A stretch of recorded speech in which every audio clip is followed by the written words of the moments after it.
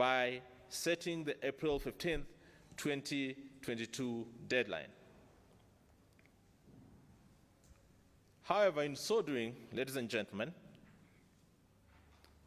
it was expected that whichever mechanism adopted by the telecommunications operators to ensure compliance, such mechanisms shall be orderly, consumer-centric, and not disruptive. The events of the last 3 days have instead pointed to the need for better coordination, communication, and collaboration among all actors. Following consumer feedback and the observations that we've made, the authority has held consultative meetings with the operators who are with us here today, and we've agreed on a number of actions that will be taken to facilitate compliance without disrupting duly registered subscribers. The first action point we agreed on was that all operators shall provide a self-verification USSD code and online platform with standardized menus and messages. The USSD code, that is *106#, shall be used by all operators for verification.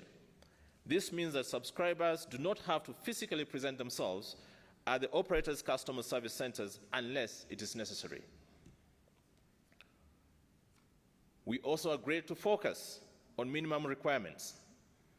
The regulations do not require subscribers to submit photos of themselves during registration or the verification exercise.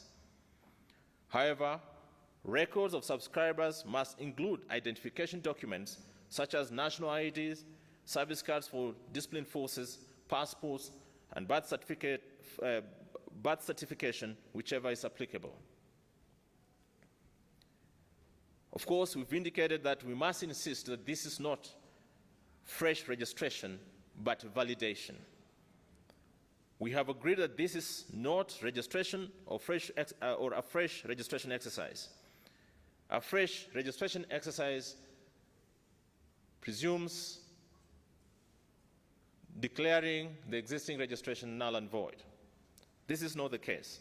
It's an opportunity for operators and their customers to validate respective details of registration.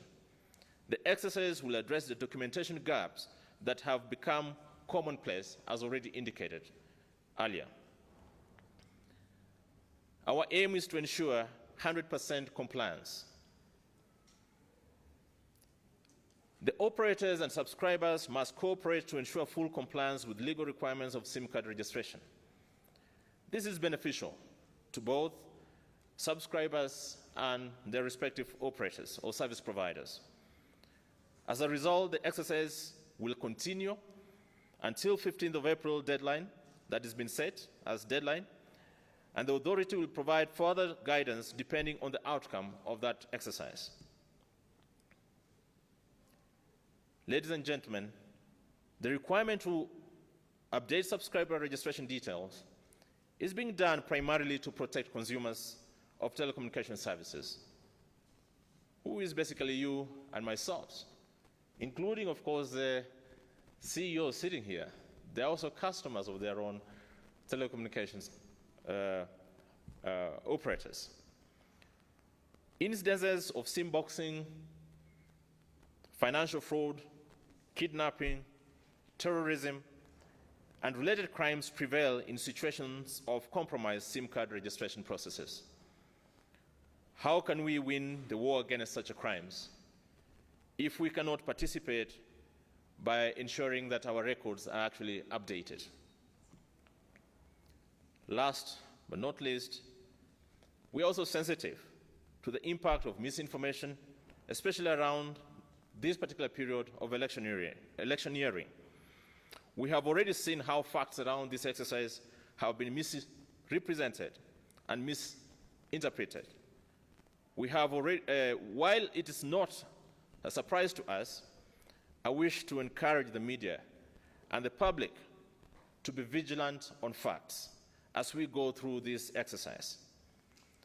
But I also want to assure you that we are committed to ensuring that the integrity of the registration details of all SIM card subscribers is actually maintained in accordance with existing laws and regulations. So, ladies and gentlemen, that is the clarification we needed to provide